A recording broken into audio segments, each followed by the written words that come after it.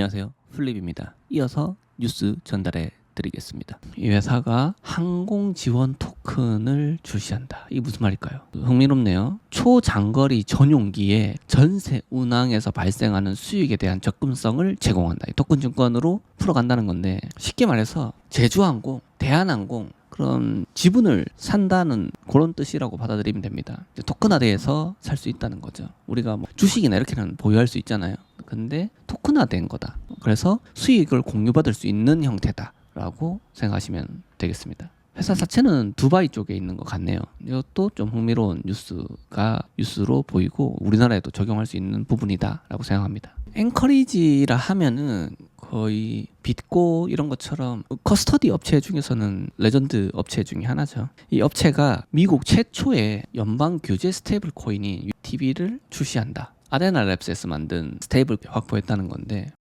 앵커리지가 단독 발행자가 되었다는 거고 미국 통화청의 감독을 받게 된다. 그러니까 좀 믿을만 하다라는 얘기죠. 너희 써도 좋다라는 얘기고, 이 아데나 랩스도 최근에 굉장히 급부상한 업체 중에 하나죠. 좀 주목해 볼 만한 뉴스다라고 생각합니다. SSNC가 칼라스톤이라는 업체를 1빌리언에 인수를 했다는 겁니다. 그래서 이제 이 회사가 가지고 있었던 굉장히 큰 세계 최대 규모의 펀드 네트워크를 확보했다라는 거고, 어마무시하네요. 매달 미화 3,337억 달러. 거의 뭐 미국이 우리나라한테 지원해줘라는 규모랑 거의 비슷한 걸 거의 매달 처리한다고 하니까 엄청난 업체다라는 생각이 들고요. 토큰화가 이렇게 가속화되다 보니까 아무래도 금융기술 제공 업체 네트워크, 거대 네트워크망을 가지고 있는 업체를 인수를 하라는 뉴스입니다. 영국이 토큰화 자산으로 전환 계획, 디지털 증권이 전환이 곧 시작될 전망. 영국의 이제 금융감독원이 토큰화의 전환이 곧 시작될 거다라고 이렇게 얘기를 했기 때문에 금융행위감독청이라고 이렇게 써놨네요. 금강이라고 뭐 부르면 되겠죠. 오늘 전달해드린 뉴스를 감감히 생각해 보시면 인도에서 CBDC 테스트를 한 것부터 시작해서 여러 대형 업체들, 정부 단에서 움직임, 그리고 전 세계에 연결되려는 이런 움직임들을 보면 토큰화가 우리가 보이지 않는 저변에서 엄청나게 활발하게 움직이고 있고, 되게 커다란, 뭐랄까요, 우리 눈에 안 보이지만 대륙의 멘틀이 이렇게 쓱쓱 들어가, 브레골이 이제 밑으로 이렇게 쓱쓱 들어가는 것처럼 아주 조금씩 계속 변하고 있다. 우리 뭐 기후, 뭐 위기 이런 관련된 것들도 있잖아요. 해수면의 온도가, 지구 온도가 몇 도 올라가면은 뭐 굉장한 변화가 생기고 그러잖아요. 생태계가. 그런 것처럼 지금 우리 생활을 하고 바쁘게 살다 보니까 놓치고 있는 큰 단위들이 계속 이렇게 변하고 있다는 겁니다. 우리가 사실은 조금 더 천천히 넓은 곳을 계속 봐야 된다는 거예요. 이런 해외 뉴스들을 적극적으로 봐야 된다. 지금 계속 이렇게 변하고 있구나라는 것을 몸소 느낄 수가 있습니다. FCA까지도 이렇게 말하고 있다는 거. 프랑스 중앙은행이 볼까요? 유로클리어 함께 유로 미결제 잔액을 보유한 EU의 유통 기업업, 요거를 토큰화하기 위한 프로젝트 피타고레를 출범했다고 합니다. 프랑스의 중앙은행까지도 오늘 나왔어요. 아까 UBS, 프랑스, 정부단, 영국, 대단하게 큰 나라들이 계속 나오고 있습니다. 이제는 뭐 놀랄 일도 아니라고 생각을 하시면 되는데, 이 토큰화에 대해서 조금 부정적인 시각을 갖고 있거나 아직 멀었다고 생각하시는 분들은 꼭 이런 뉴스를 계속, 제가 지금 뉴스 하나 나올 때마다 이렇게 강요를 드리고 있는데 좀 보셔라라는 말씀을 드리고 싶네요. 어쨌든 이런 프로젝트 피타고레, 그리고 프로젝트 폰테스 뭐 이런 것들을 하고 있고, 뭐 이런 폰테스는 CBDC 관련된 사업이라고 합니다. CBDC를 또 하는 국가가 있고 안 하는 국가가 있잖아요. 미국하고 좀 가까운 국가들은 CBDC를 좀 안 하는 경향이 좀 있고요. 스테이블 코인에 조금 치중하는 경향이 있고, 그거는 어떻게 보면은 글쎄요, 우리나라로 치면 이렇게 한국은행이 스터디를 많이 했는데 지금 정치적으로 좀 그런 것 같아요. 좀 미국 하는 거를 그냥 쉽게 받아들이려고 하는 그런 게 좀 보여서 조금 아쉽다. 우리가 조금 선두에서 만들어갈 수 있는 부분이 있을 건데 아쉽다라는 생각을 한편으로 하게 되고, 또 반대단에서는 이제 CBDC가 가져올 단점들도 분명히 있거든요. 이제 그런 부분에 대해서도 좀 고려를 많이 해야 될 거는 사실이긴 해요. 그 부분에 대해서 갑론을박이 많은데 오늘 제가 제 의견을 말씀드리지는 않을 거고, 기본적으로 우리가 이런 토크나 관련돼서는 주의를 해서 CBDC가 됐든 스테이블 코인이 됐든 이런 큰 움직임이 이렇게 계속 일어나고 있다는 거는 눈으로 지금 보고 계시는 거고, 다른 나라에서 어떻게 보면은 이제 먼저 아까 전에 인도에서도 그렇고 지금 여기서 영국, 프랑스에서도 그렇고 지금 준비하고 있다고 하잖아요. 이제 그런 것들이 어떠한 애로사항이나 그런 단점들이 생겨나는 거를 보고 나서 하는 것도 늦지 않지 않나, 뭐 그런 생각도 사실은 있긴 합니다. 부작용이 분명히 있을 거거든요. 중국에서는 이미 하려고 세팅이 많이 된 상태이기 때문에 한번 우리가 지켜보고 이제 후발주자로서 가는 것도 나쁘진 않겠다. 왜냐하면 기술적으로는 우리가 어느 정도 준비가 많이 됐는데 실제로 이제 테스트를 하기 시작했을 때 부작용이 생길 수 있거든요. 그런 부분에서는 우리가 조금 조심스럽게 접근하고 있다라고 생각하시면 될 것 같습니다.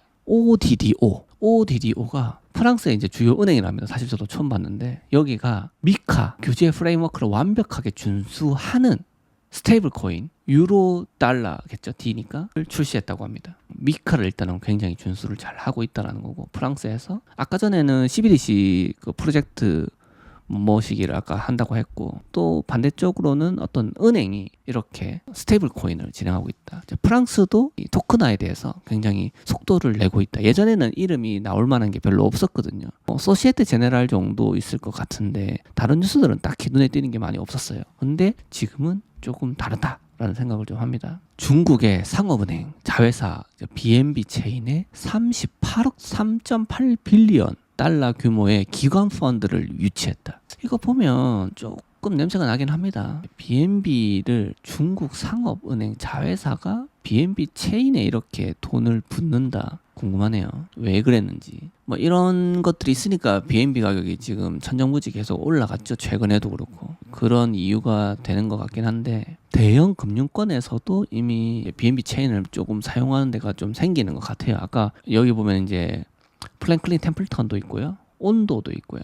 BNB 체인이 폭이 크네요. 조금 주목해서 보도록 하겠습니다. 이미 커져버렸기 때문에 뭐랄까요, 약간 대마불사 같은 느낌도 조금 사실 있긴 있어요. BNB 체인이 유지가 잘 되고 있다. 그리고 토크나의 기관 펀드를 유치했다. 이것도 굉장히 큰 뉴스죠. 다음 뉴스 보겠습니다. 21X는 굉장히 오래된 업체입니다. 토큰증권 쪽에서. 이게 분산 원장 파일럿 제도 토크나 면제를 반영하는 것을 목표로 합니다. 내용 볼까요? 증권 예탁 기관 없이 증권 거래 및 결제 플랫폼 운영할 수 있는 허가를 받았다. 유럽 최초로 받았다는 거죠. 소비자가 플랫폼을 직접 사용할 수 있도록 하는 허가도 받았다. 미국에서도 적용을 한번 해보겠다. 계획이라는 거죠. 아직은 안 됐고 그렇다는 겁니다. 근데 이제 보면은 일반적인 경우는 이렇죠. 현행 규정에 따라서 증권 거래와 결제를 분리하고 예탁 결제 기관을 갖다가 좀 이용해야 된다라는 게 기본적인 뭐 룰 같은 거죠. 이제 그렇게 돼 있는데, 토크나 또한 사실 증권으로 취급하고 이제 그렇게 동일한 방식으로 이제 규제를 하죠. 미국도 그렇고 우리나라도 그렇고요.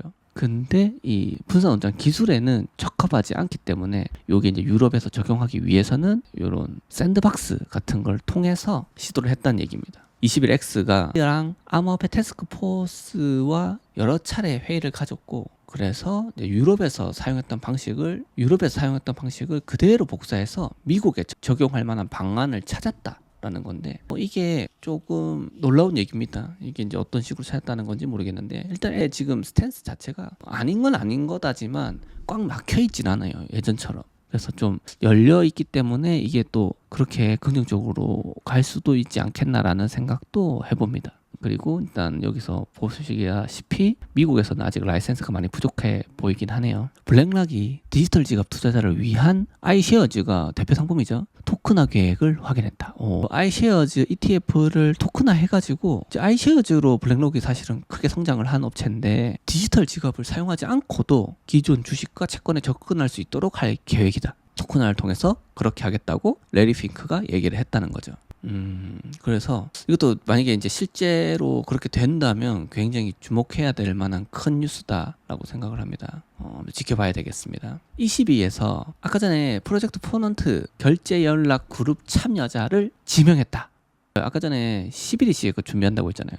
프로젝트 폰테스 한다고 했는데 어떤 데랑 한다는 건지 한번 볼까요? 은행들이 이제 요 EU 결제망을 이제 유럽 중앙은행이잖아요. 이외의 결제망을 어떤 식으로 가져가는 애들이 어떤 애들이 뭐냐면 지금 보면은 골드만삭스, HSBC, JP모건, DG뱅크 이런 은행단이 이렇게 있고요. 국채 부분에서 이제 프랑스랑 슬로베니아가 보이고 인프라단에서는 아까 방금 뉴스를 봤던 21X가 보이고 등등 여러 기업들이 보이고요. 중앙은행들은 보면은 그리스나 이탈리아, 룩셈부르크, 스페인 여기 있네요. 여기는 어딘지 잘 모르겠네요. 슬로베니아, 프랑스, 벨기에, 네덜란드, 독일. 거의 와, 이게 유럽 중앙은행이 움직여서 해버리니까 거의 다 붙었네요. 중앙은행들이. 이거는 굉장히 프로젝트 폰테스가 가지는 의미가 굉장히 크다라고 할 수가 있겠네요. 이것까지 보니까 굉장히 큰 뉴스다라는 생각이 들어요. 사실 초기 계획은 아까 전에 봤던 뉴스에서도 봤듯이 프랑스의 도메단의 CBDC를 어떻게 해보겠다는 건데, 그리고 뭐 독일의 트리거 솔루션을 해보겠다 뭐 이런 얘기인데, 오만한 은행들이 지금 중앙은행들도 많이 붙었고요. 인프라단이나 뭐 이렇게 하는 걸 봐서 프로젝트 폰테스가 굉장히 주목해야 될 만한 뉴스로 보입니다. 이게 만약에 성공적으로 이렇게 해버리면 다른 데가 가만히 있겠습니까? 우리나라도 그렇고 미국도 그렇고 주목할 만한 뉴스다 생각합니다. 해밀턴 사모 신용 펀드 그걸 갖다가 기관급 인프라를 통해서 네트워크에서 출시를 한다. 해밀턴 레인이 리테일 인베스터들한테도 상품을 갖다가 리퍼블릭에서 많이 풀었죠. 이제 요거는 기관이나 공인 투자자 대상으로 하는 상품을 갖다가 풀겠다라는 겁니다. 레인 네트워크도 이렇게 관심을 보이고 있다. 그런 뉴스 한번 봤습니다. 레이어 제로 기술을 통해서 솔라나에서 테더를 연결했다. 무슨 뉴스일까요? 일단은 이 뉴스는 솔라나가 기존에 솔라나에 있는 USDT가 솔라나 생태계 내에서만 사실 유통될 수 있었는데 USDT 제로를 통해서 이더리움, 트론, 톤 이런 기타 주요 체인에서 직접적으로 연결이 된다. 래핑을 보통 하잖아요. 브릿지를 사용할 때 래핑을 하는 작업을 하는데 그것도 필요 없고 외부 브릿지도 없다. 그리고 더 빠른 속도와 낮은 수수료를 제공한다. 레이어 제로가 굉장히 잘하고 있다는 생각이 드네요. 이것도 흥미로운 뉴스 중 하나입니다. 테더가 압도적이기 때문에 테더를 잘 쓸 수 있도록 하는 것도 필요하죠. 골드만삭스가 토크나 플랫폼 분사에 집중하고 있어. 쉽게 설명하면 내년 중반에 분사를 시키겠다는 거예요. 런던에서 이런 발표를 했답니다. 디지털 자산 플랫폼을 보유하고 있고 내년 중반에는 매각을 하겠다. 여러분 한 번씩 보셨죠? 칸톤 네트워크를 개발했다. 분사를 시키고 플랫폼을 매각하겠다 라는 이야기를 하고 있습니다. 이유는 재무제표 때문인 것 같네요. 이게 확장이 어렵고 기관에서 광범위하게 채택하기가 어렵기 때문에 토크나 플랫폼을 분사시키고 매각을 준비하고 있는 것 같습니다. 에릭 트럼프 잘 아시죠? 이분이 자기 그 회사죠. 월드 리버티 파이낸셜의 부동산 토크나를 계획을 확정했다. 개인 투자자도 부동산에 투자할 수 있도록 하겠다. 뒷배가 있으니까 이 친구는 밀어붙일 수 있겠죠. 이런 정책적인 것들은. 일단 이거는 정권이 바뀌어도 이렇게 할 수 있을지 그거는 좀 지켜봐야 될 것 같고, 부동산 투자가 토크나가 되는 거에 대해서 이 친구가 좀 관심이 많다. 그 정도 될 것 같습니다. 알리바바, 중국의 그 알리바바가 지원하는 핀테크 거대 기업이 토큰화된 실제 자산을 위해서 JK 롤업을 하는 조배를 통해서 이더리움 레이어 2 생태계에 진입했다. 엔트, 이게 엔트가 마윈의 회사죠. 엔트 디지털이라고 있나봐요. 여기서 니크를 통합을 통해 가지고 이더리움 레이어 2를 사용하는 조배를 출시했다. JK 롤업을 쓴다는 게 조금 흥미롭네요. 이게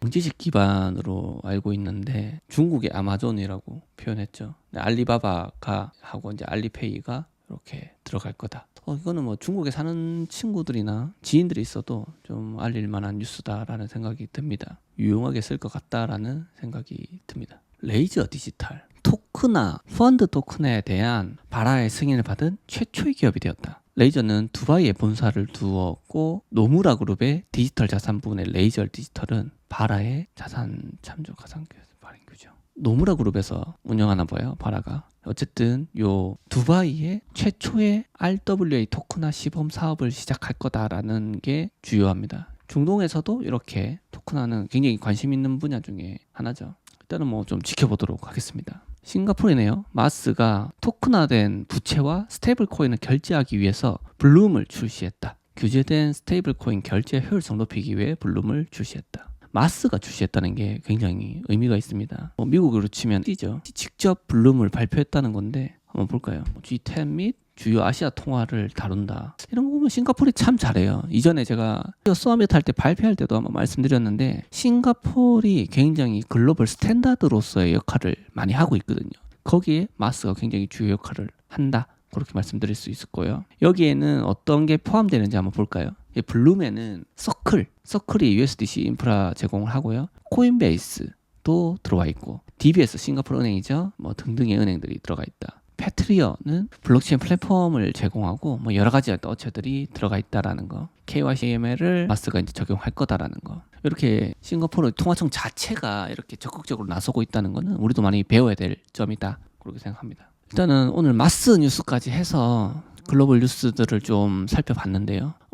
제가 뭐 아까 중간중간에 계속 드렸던 말씀을 다시 한번 드리자면, 오늘 뉴스를 가만히 생각해 보시면은 전 세계의 주요 국가들이 얼마나 토큰화에 진심인지, 얼마나 주요한 업체, 기관 혹은 정부가 개입돼서 움직이고 있는지를 조금 느끼실 수 있는 좋은 기회였다라고 말씀드리고 싶습니다. 제가 조금 개인적으로 바빠서 이런 말이 좀 그렇지만 또 혼자서만 이렇게 보고 있었던 부분이 사실은 좀 있었는데, 정리해서 이렇게 뉴스로 녹화해서 여러분들한테 이렇게 전달 드리는 이유는 여러분들이 조금 더 좀 신뢰함을 가지고 또 멀리 볼 수 있는 그런 눈도 천리안도 가지고 신뢰함도 가졌으면 좋겠다라는 그런 마음에서 영상을 제작하고 있고요. 한번 이 토큰 증권이 2030년도에 얼마나 활황이 될지를 기대하면 조금 설레기도 합니다. 우리나라도 늦지 않게 잘 준비했으면 좋겠고, 아직 법제화에 대한 뉴스가 조용한데 빨리 좀 진행됐으면 좋겠다라는 거를 한 번 더 말씀드리면서 오늘 뉴스는 여기서 마치도록 하겠습니다. 시청해주셔서 모두 감사드리고요. 다음번에도 좋은 뉴스로 찾아뵙도록 하겠습니다. 플립이었습니다.